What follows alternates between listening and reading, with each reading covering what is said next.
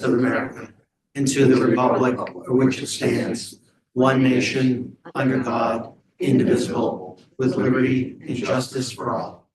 Thank you, Commissioner. Okay, Commissioners, discussion and or approval of last meeting's minutes. Move as presented. Second. All in favor? Aye. Aye, motion carries.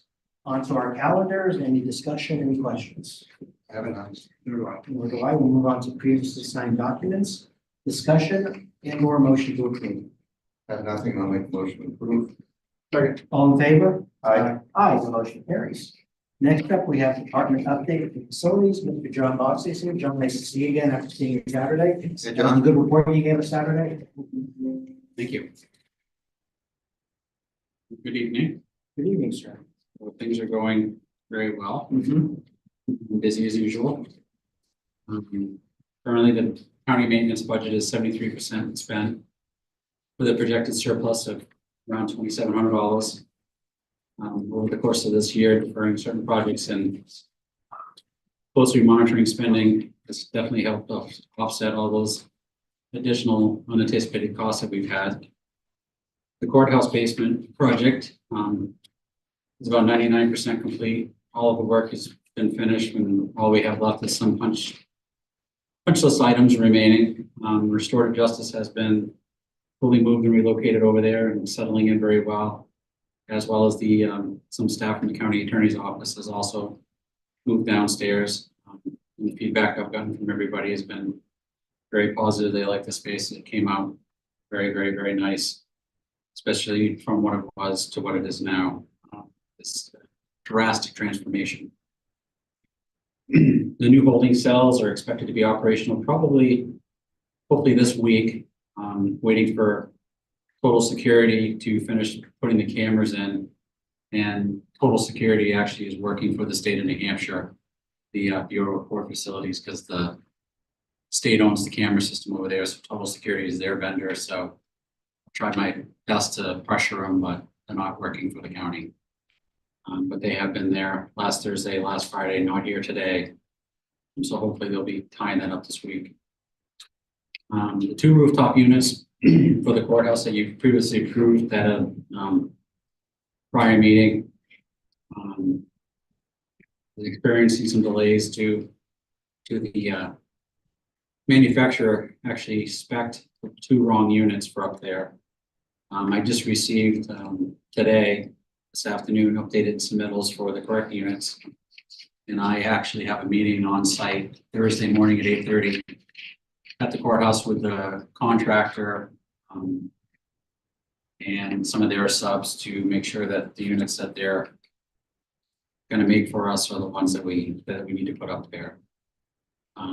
That pushes that production time of us actually getting the units from about 14 weeks to 21 weeks once they order them. So once we meet Thursday and if everything looks to be good to the contractor and the manufacturer, then they'll put the units in the manufacturer, but it's definitely not going to be there and operational this winter. So, John, who dropped the ball here? The manufacturer. I had asked them when I did the RFP to provide me with a submittal so that I could put it in the RFP that everybody bid exactly the same units. So they gave me a submittal, and then at one point they actually gave me a revised submittal. And I sent it to everybody that showed up for bidding. And then it turns out once we awarded it, they acknowledged that even the revised submittals are wrong units. I had given them the model numbers, serial numbers, and the actual project number from 2012, which they still all had on file and on record of. But for some reason, they made a mistake on their end, and that's where we're at. So what this is go ahead. I'm sorry, Commissioner. So John, money-wise, are we getting the units that we wanted to get for the same money? So I've already talked to the contractor, and he has had zero conversations with the manufacturer on any additional costs. And I told him if there's any additional costs relative to the cost of the equipment, don't even entertain it. I'm not even gonna listen to it or entertain it. That's on them. The only thing that there may be, and he doesn't know yet, is if there's any additional labor because it changes his scope. And so far, he doesn't see anything right now. So hopefully that we're going to be okay. And we have a contract on that, correct? We do, but it's not the fault of the contractor. It's the manufacturer who's supplying the equipment to the contractor. So contractor's been absolutely phenomenal to work with, and he's actually very disappointed because he was planning on, it being work for his staff, midwinter. Now it's getting pushed out, so it changes his schedule. So he's been great to work with. So when is the revised starting date? I don't know yet. I'll know more after Thursday. What does this do to the temperature in the courthouse? Like, are they gonna have heat? They will have exactly the same heat they had last year, All right.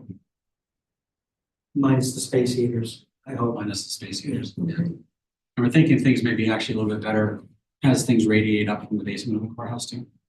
Definitely. That would be nice. So traveling up the staircase. Well, obviously, if there's any increase, we'd like to know, but Yeah, absolutely. I would think, like I said, I will know more Thursday. And then anything that comes up, I immediately communicate to Deborah. And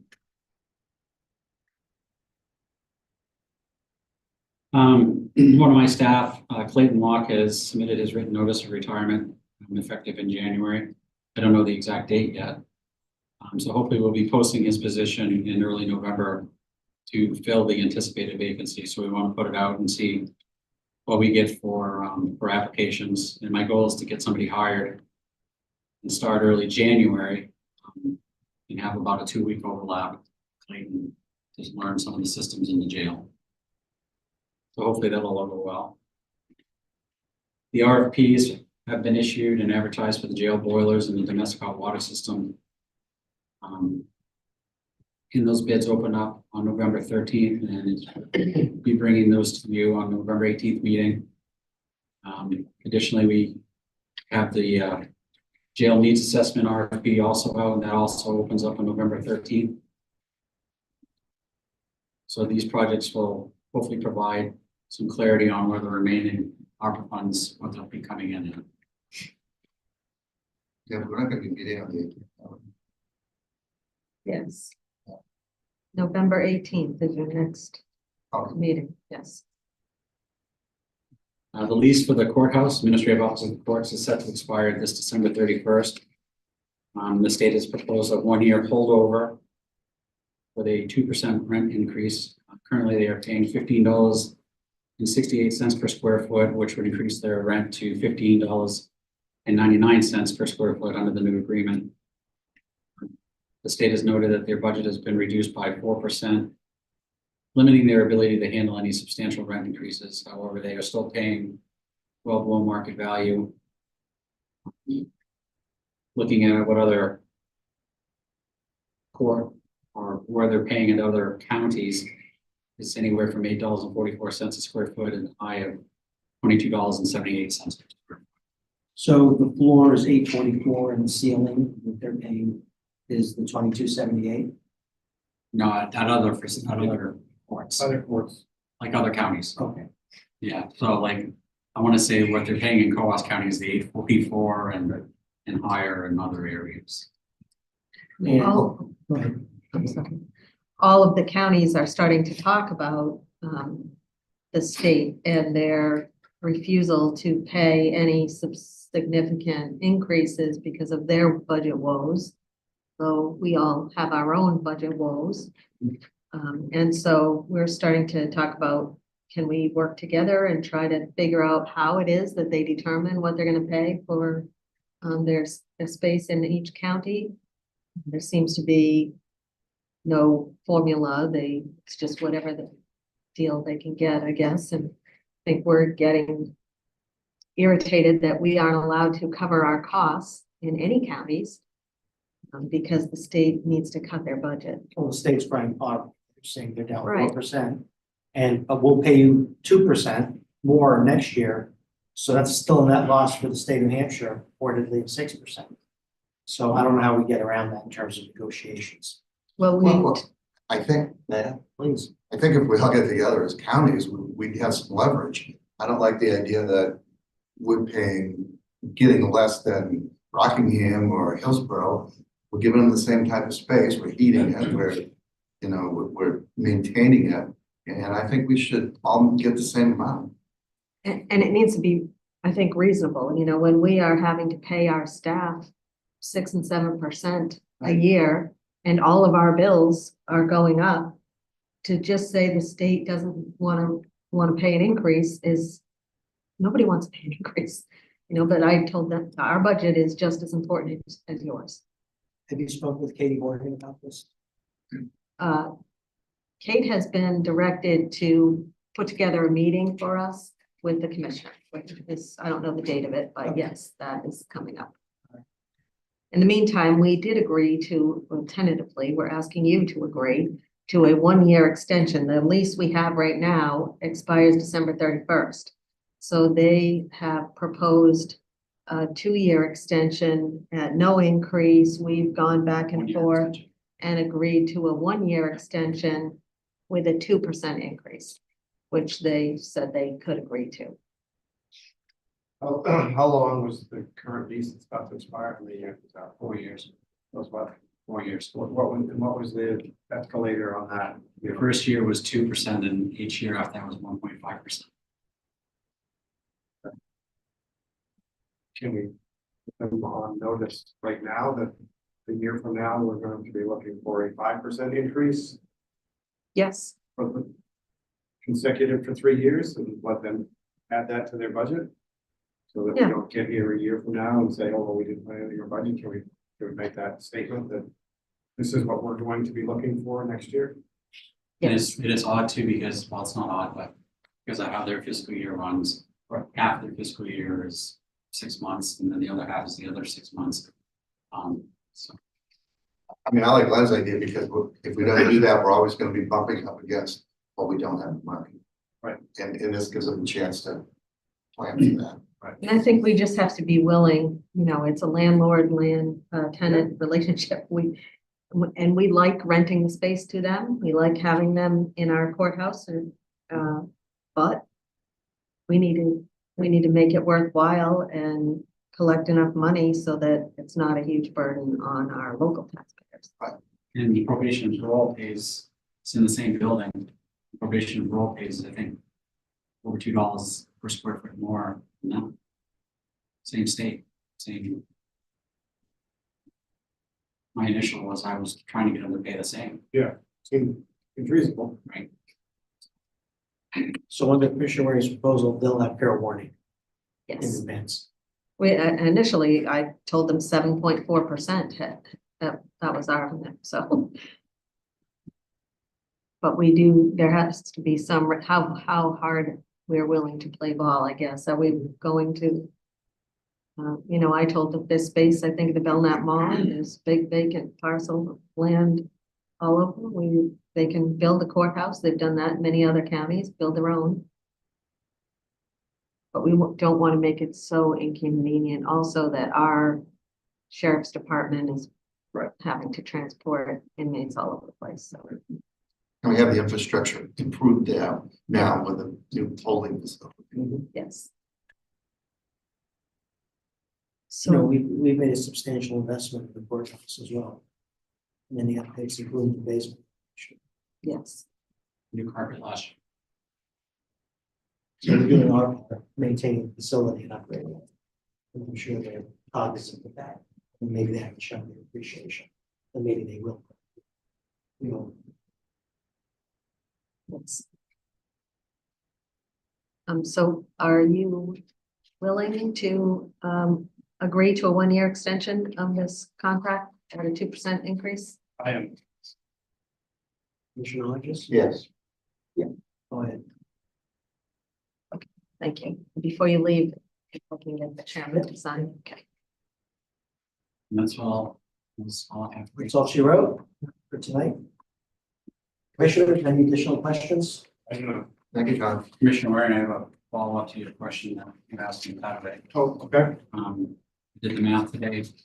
Our first year savings would be $77,600. Okay. And what about cost of buyout? Or is that net of the buyout? Cost of buyout, as of September 27th, it was $69,322.88. So the longer we're in the contract, it'll go down. Right, so the $77,000 is net of the 69 we gotta pay out, or the net is The net is the difference between, $8,000? right. Okay. That would put Right, us, so we, Freshman memory on so that. the rate savings would cover our buyout plus a little bit. Yeah, we're paying 12.78 cents now. The new rate effective January 1st is 8.9 cents. Okay. So the actual cost of electricity at 12.7 cents is $255,600. And the actual cost of electricity at 8.9 cents is $178,000 for the difference between the two. So that's the Eversource buyout, right? With our Third-party third-party supplier that we're contracted with now. Okay. however, Mr. Hatcher indicated, No, you already spoke with him. Yeah. And that's a hard no. sorry, no. What's the number? They were going to absorb some of the buyout cost. Oh, okay. And so I appreciate having that conversation, and there's no negotiation. No. We'll still be ahead, but not as much. Yeah, we'll just have a small amount of savings in the first year, but after that, all the savings. will be Yeah. ours. I think we need to do it. We can live with that. Yeah. John, thank you very much. Thank you, John. For the quick follow-up. Okay, commissioners. Looks like we have Commissioner Lambert, Commissioner Wood, Commissioner Boyce, and they have something from us in the Gunstock Area Commission. And Commissioner Ferruccio. Oh, I didn't see way back there, but it's on your side. And is that Mr. Drake? Yes. Okay, nice to see you. Welcome. So if you guys want to just come on up or. Yes, Chairman. Well, Let's see. What was this? I'm just going to. Good evening. Good evening, members Commissioners. of the Thank you for commission. coming. Once again, we appreciate you having us here. I was going to introduce everybody, but you already called them. Yes. So we're good. Once again, we're happy to be here to present what I like to call the annual State of the Mountain report. And I'm very happy to report that, to coin a phrase, the state of the mountain is doing quite well. Excellent. Excellent. So as you know, the Gunstock recreational area is one of the premier amenities with which we are blessed to have here in Belknap County. It's one of the primary anchors of the local economy. It provides 4-season recreational opportunities for residents and visitors. And our children greatly benefit from the outreach program and the fact of being able to just have this in their backyards. I know kids far away that would just love to have this right available to us. County residents, in addition to having that available for the ski area, also in the off-season there are monthly county resident days that they can come on up and enjoy the amenities up there, either at a reduced cost or at no cost. And also, we've completed the second season of having a county resident pass available to all residents of Belknap County except for Saturdays. And it's greatly reduced. The past year, 785 of these passes were sold, and that represented 544 unique guests. In the most bought per town, the top 3 were Laconia, Meredith, and then Guilford. And lastly, of course, is Gunstock is a direct benefit to Belknap County in that it actually deposits money into the treasury rather than take it out. Last year, that amounted to the sum of $352,000. And this year, It's a little less and we can talk about that, but it's still not all that bad. And if you'd like to hold up the Well, I big think check, this merits a photo opportunity. we can do that after maybe. Okay, Are Right. you finished with your statement yet? Right, right. So, this year, the big check represents a total of $343,003, and I believe that got deposited actually last month. outstanding. So, and what's really cool about this is we had a very challenging last summer season. Yes. It rained basically every weekend in the summer. And then we had an extremely challenging winter season. Mhm. And I will say that it's a credit to the people that operate and manage Gunstock that they did very well despite the challenges. And we're greatly appreciative of the staff and management team. So a couple other things, you should have all received a copy of the annual audit. Yeah. And I just wanted to touch on a couple of things. So you can read this for yourself, but some of this kind of bears mention in a public setting. So Gunstock opened for its 87th season on December 8th of 2023. We had a decent winter considering the amount of rain that fell during the season. So the mountain had over 201,000 skier visits, which included over 14,000 night skier visits, which is a very unique thing to a lot of the ski areas in the state. And the grooming kept the trails in excellent shape, and that went right through the last day of operation, which was April 7th of this year. So a couple of other things worth noting. So the net position of Gunstock at the close of fiscal year 2024 was $24,961,792. In 2019, that figure was set right around $9 million. So you can see the growth in where we've come in the last 5 or 6 years. And again, it's a testament to the management team that we have up in place up at Gunstock. So a few other things. So last year, for the year that we're discussing, okay, CapEx projects. So we spent roughly $6 million, give or take, including the parking lot money. But from fiscal year 22 to fiscal year 25, we've spent approximately $17 million in capital improvement expenditures, all paid for with receipts from the mountain. So we're self-funded.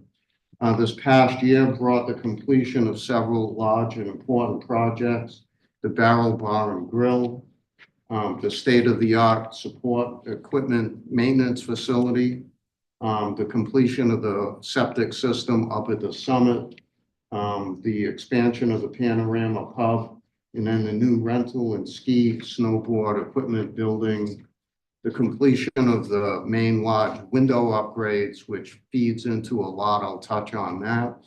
Upgrades to employee areas, lighting upgrades on the mountain, campground infrastructure, and numerous other projects and improvements. There are 2 more bonds that are going to get paid off at the end of fiscal year 25, which will leave 1 remaining outstanding bond, which at the end of 25, which will be $525,000. That one will be paid off in full in fiscal year 28, and Gunstock will be absolutely debt-free. All the while building new infrastructure, providing money into the treasury of the county. This current year, I'll touch on this just because it's exciting and we really can't wait to kind of talk about this with the public and in the commission. So we have another round of self-funded CapEx spending that comes in, give or take $5 million.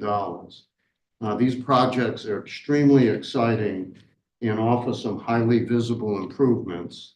And the biggest is the Hot Shot ski Run, the Upper Ramrod Ski Run, and the Derringer Rail Trail projects. So Hot Shot and Upper Ramrod are two very old trails that come from the summit.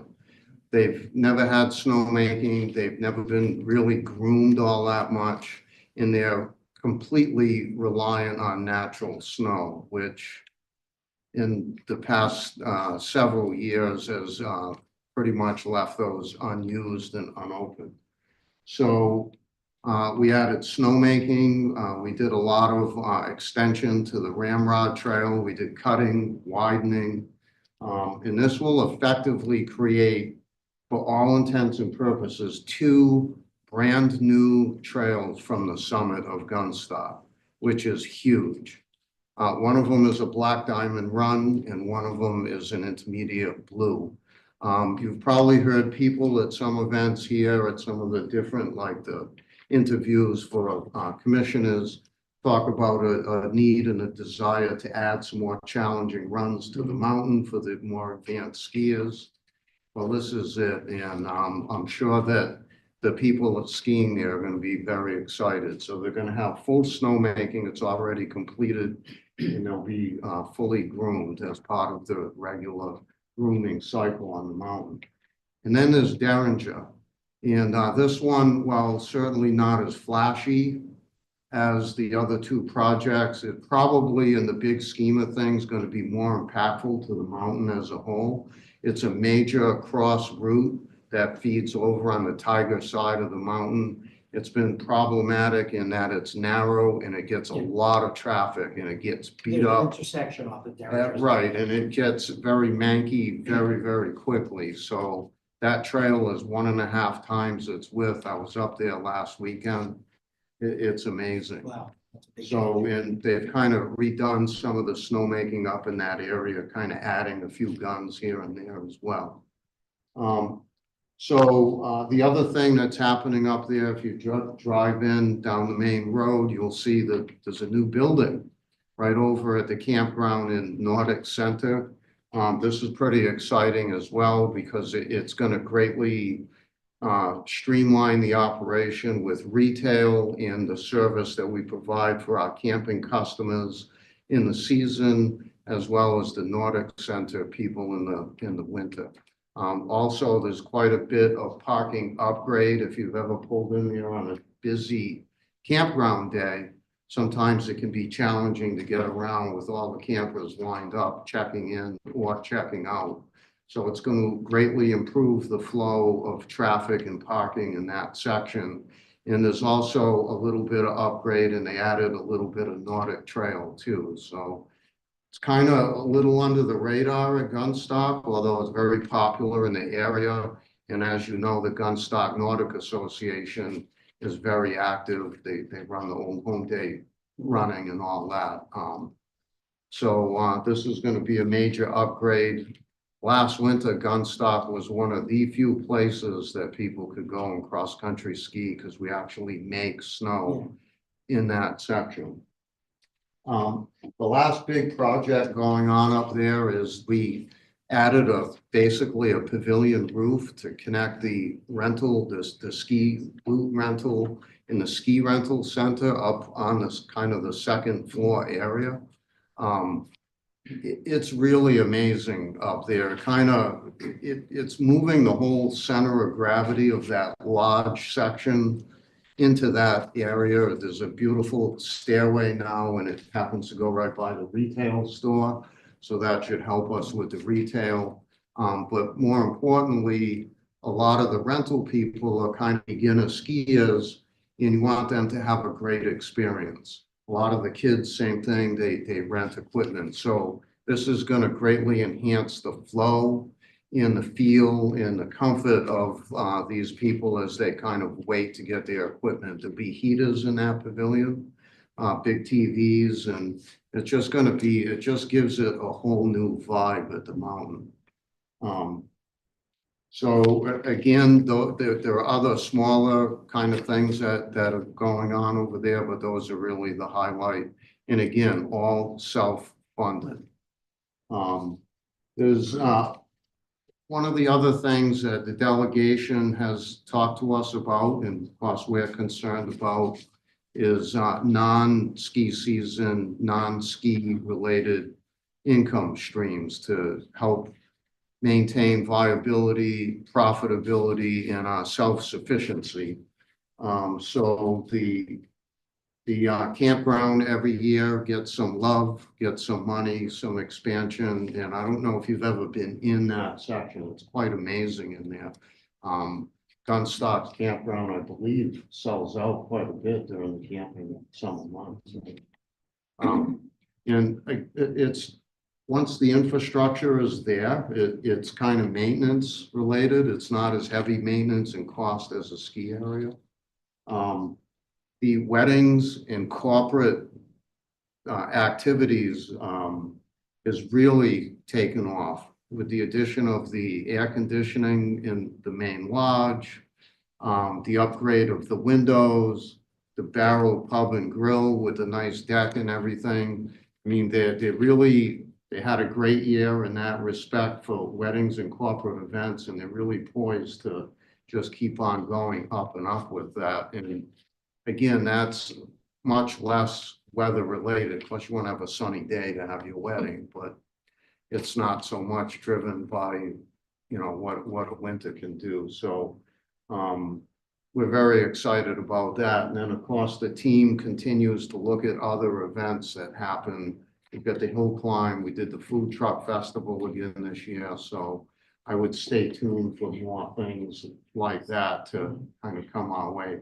And we're looking for things that fit well within the confines of the area, the infrastructure, and that, you know, maintains staff levels, but also don't put undue strain on the staff. The people that are there are important. So they're working hard to make sure that the things that they do are a good fit. So all these revenue streams kind of go into the big pie. You know, when we finished the year, we had just under $10 million in the bank, cash on hand.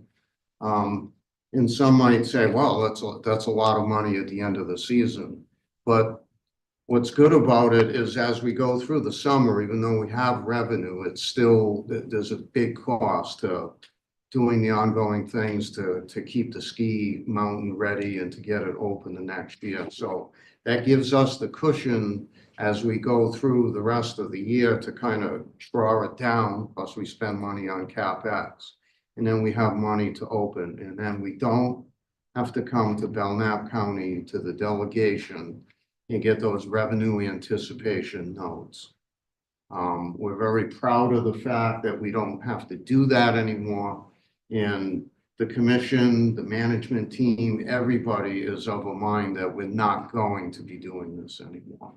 You know, our driving goal is to maintain the current level of profitability, sustainability, and customer-driven satisfaction. The things that we've invested in, like the maintenance building, that's going to be good for 40, 50 years or more. You know, these things are very long-term amenities and infrastructure improvements that will keep Gunstock on this path for many, many years and decades to come. That's all I have. Do you have anything you'd like to add? Yes, I did prepare a brief statement. First of all, I would like to thank you for inviting us to meet with you tonight. And in addition, the commissioners that were able to make it. I just want to underscore that we're here today to celebrate the exceptional planning that has led to this moment. Obviously, despite difficulties with the weather last season, this is very fortuitous that we're able to continue to see Gunstock maintaining profitability. As always, Gunstock's influence continues to spill into our local community and well beyond. And it maintains the ability to support jobs and present value back to Belknap County. I'm sure Commissioner Lambert and the rest of them agree that it is with great pride that we're able to be here to represent this organization, and that we're able to give back and execute capital improvements without borrowing. But also that we seek first to work with local contractors and local businesses, last year to the tune of $5 million. So not only are we self-sustainable, but we're also, of course, seeking to engage with the local community and drive our economy here. And Chairman Lambert did touch on the outreach program. And we reach over 60 schools in this area, in addition to homeschooling groups and recreation departments with that program. It's incredible that we're able to, in a time where we're so concerned with mental health, facilitate this sport and help people to be able to afford rentals for a whole entire season, including a prime pass if they wish. And so I'm incredibly proud of that, and your constituents really will thank you as well, because I know that you support the mountain.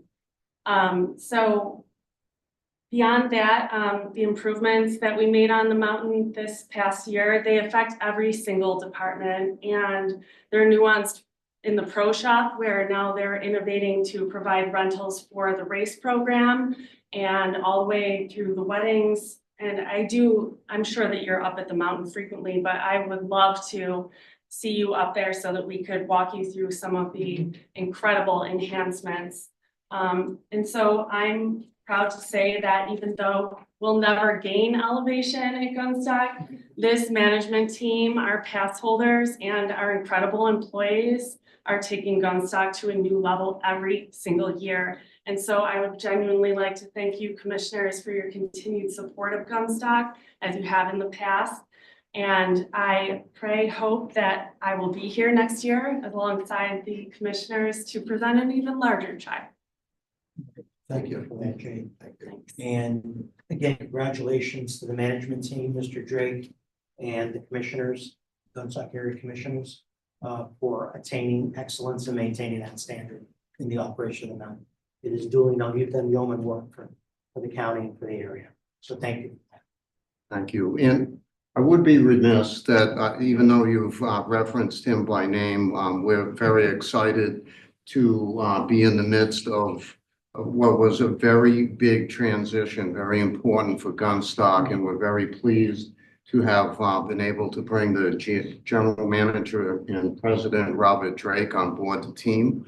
We're happy to have him, and again, it's just one more milestone, I think, that Commissioner Wood, myself, and Commissioner Price and new Commissioner Ferrugia have been kind of a part of to help maintain the ongoing success of the mountain. Do you have any questions? What do you think so far of your stay here? It's phenomenal. I mean, I can only echo what the praises that they've been giving. And Doug touched on the transition period. I'd say I'm still kind of, 90 days, about to hit 90 days, and in that transitional period, and I couldn't be more proud to be a part of delivering this to the county. It's a phenomenal asset to the county. It's a phenomenal asset to this entire area. And we have a really driven, passionate group of people, not only in the commission, but with our staff up at the mountain, making things happen. And, every single decision we make is not taken lightly. We sit down, we think through, we talk through, we talk about how it affects the guest. We talk about what reactions within the county we may see from the decisions we're making. And that's in just a short 90 days that's happening. So having started my first job in the ski industry nearly 30 years ago and been part of several organizations, this is one you should be proud of.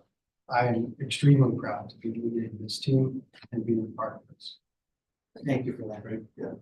And Commissioner Ferrugia, Commissioner Price, anything you'd like to You guys add? covered it You very covered well. it all. Okay, well, I don't know if we'd like to kind of have a picture of us holding. The young lady here. What, Take the bar.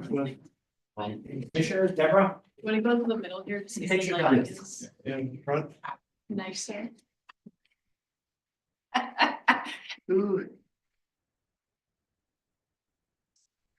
Come on in. I'm. Everybody's still. Squeeze it, squeeze it.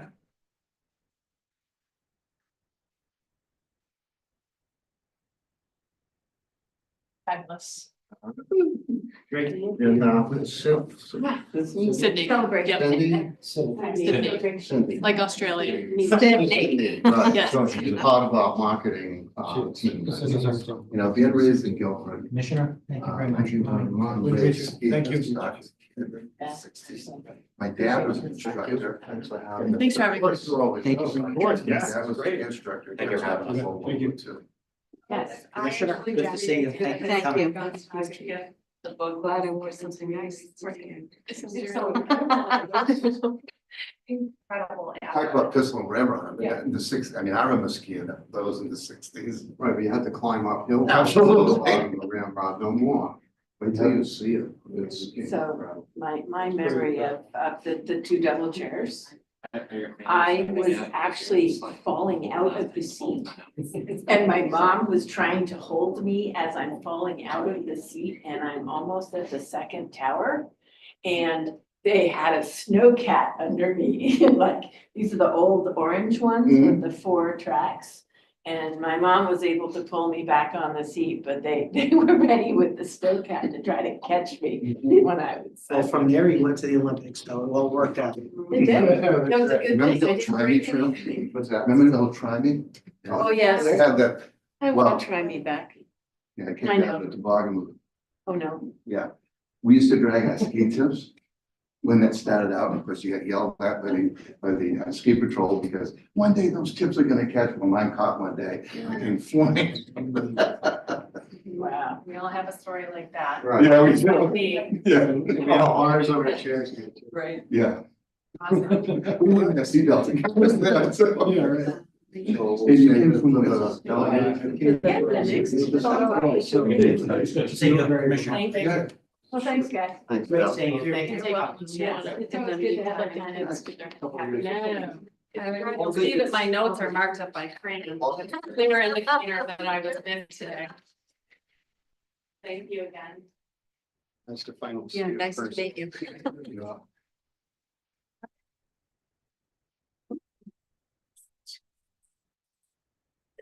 All good news. Yeah. Report. Yeah. Let's hope for a decent, to make the task just a little bit easier. Yeah. Come on to the hot seat. Thank you. Thank you. See you on the Good mountain. night. Mr. Drake, good seeing you. Heidi, take care. Be well. Thank you. Lori, how are you? Lori. Nah, Well, let's look at the cash flow. Take a look at the cash flow. So at the end of this year, after we receive our town taxes, and I'm just jumping right in, by the way, if you didn't notice that. After we receive our taxes and after we pay our 2 TANs that we borrowed, we anticipate ending the year with approximately $6 million. That's pretty similar to last year. And I didn't include that this time, but I should probably start including what 2025 looks like. So a lot also like this year, 2025, right at the moment, looks like we'll be projecting to need to borrow somewhere around the end of March. And so, like I said, I will provide that for next year. And then the amount, our interest rate that we borrowed at this last time in late September was 5.2%. And so hopefully we'll see those rates go down. That did include the decrease that we've heard all so much about. Not quite as low as what maybe we would have loved to see it. Jumping right into our expense and revenue. It's gonna kind of run through these. The county convention and the county attorney's office both continue to project a surplus. Administration, we're still projecting approximately a $5,000 deficit, and that's due to legal services. We've known about that. IT, we project a surplus due to some of the projects coming in a bit under budget. Finance, I'm projecting a $5,774 deficit, and that's due to staffing changes that had happened earlier this year.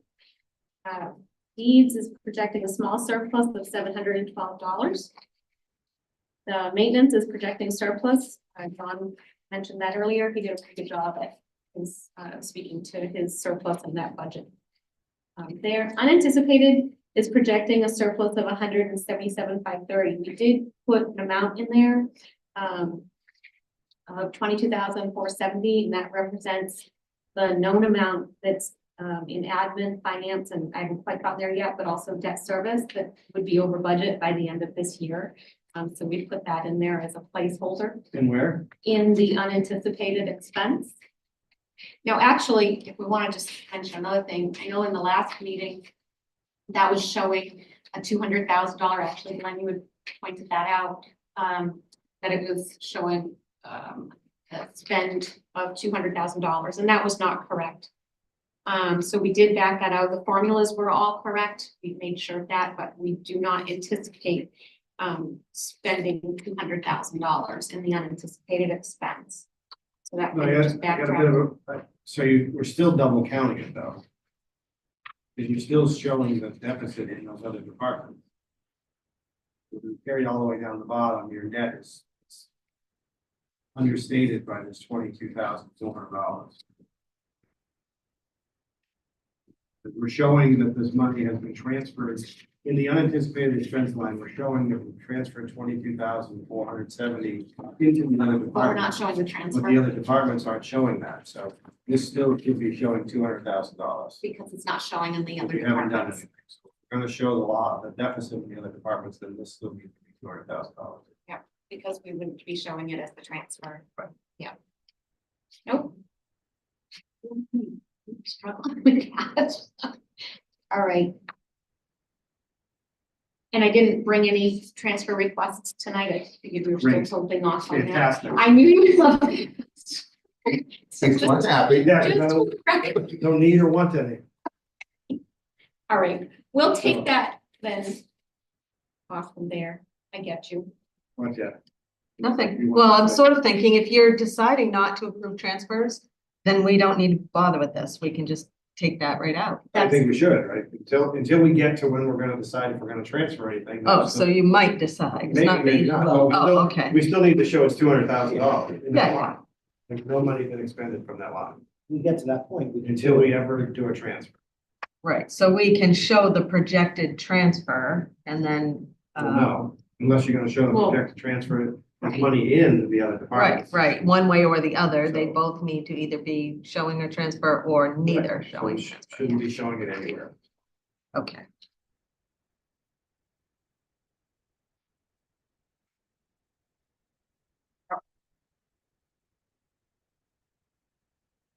Okay, the sheriff's department is projecting a $17,295 deficit. That's due to a lot of different things, outside detail, court security, grant opportunities, vehicle maintenance and repairs. It is offset by some surplus in wages, health insurance, and tower rentals, which I know that project was delayed. There's probably still going to be some more surplus in potentially wages, because I believe they're still in the process of filling something there. So there could be some surplus still in wages, but there again, we don't know what that person's going to do with health insurance. So that's always the moving target. So as soon as we get all of that information from that hire, then we'll put that in and have a better picture on that. Corrections is projecting a surplus of $35,850. Now that surplus is actually down significantly due from last time. That's due to the increased projection in new equipment. And the reason for that, the superintendent is working on a project right now. And she plans to make a request at a later meeting. So I'm gonna kind of just to make that ask at that time. Restorative justice and health and human services, both still projecting a surplus. Debt service, we know we're gonna have a deficit there of $9,700, and that was due to the second TAN borrowing. Capital projects will be fully expended. That's due to the HVAC in the courthouse, nursing home. Overall, the nursing home is projecting a surplus of 54,726. So that's staying fairly steady from even when I mentioned it last time.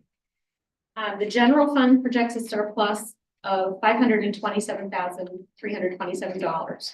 And combined with the nursing home is a total overall surplus of $582,053.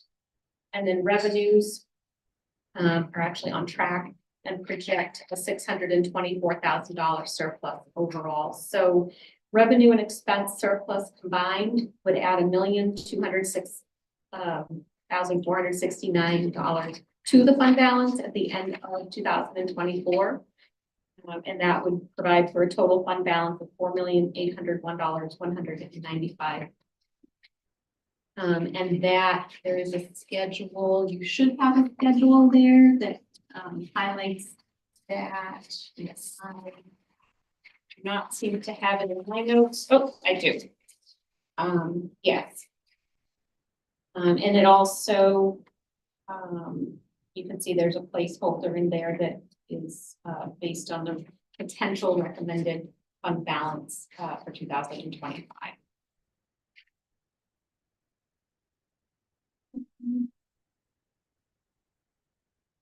That was my report on spending. Okay, and then the final last thing you have is a receivable balance in history and really much the same. One thing, and you can see that I highlighted between August and September under 2023, they collected several things still from 2023. So that was actually very good news. So that's why you'll also see the percent collected in August is up. And it's because it's looking back at that it's collected for 2023. The addition of that.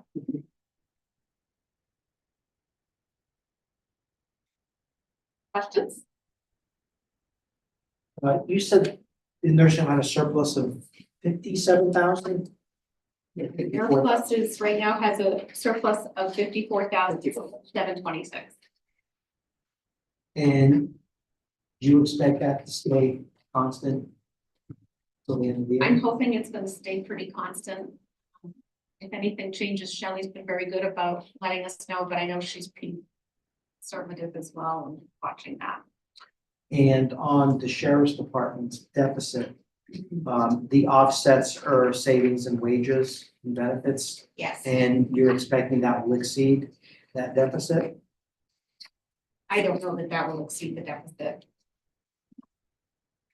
Any thoughts on that? We'll address it as we get closer to the end of the year. I mean, I see that the outside detail is one of the biggest. And Right. We knew that, so. And as I mentioned before, that health insurance piece, it's just such a moving target. You know, they hire a new person, if they take a family plan or a single plan, you just don't, or a rough dog. Right. You just don't know. Yes, Bill. Thank you, Lori. Thanks, Laura. Okay, commissioners, Deborah, other business, I have none. and seeing no members from the public? I just had a question, because I did see that we were scheduled for a public hearing and then we were not scheduled. So what happened there? What happened is,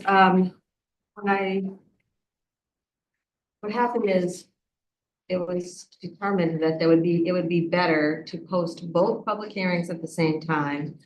And Mr. Hatch gave us a template of what Merrimack County did, and it was just much better wording. And so it felt like we were trying to rush it. We weren't really ready. And so we decided it will be better to push it off till we can make sure we get it done correctly. So the plan now is to see if he's available to attend your next two meetings, which will be November 18th and then December 2nd or 1st, something very early in December.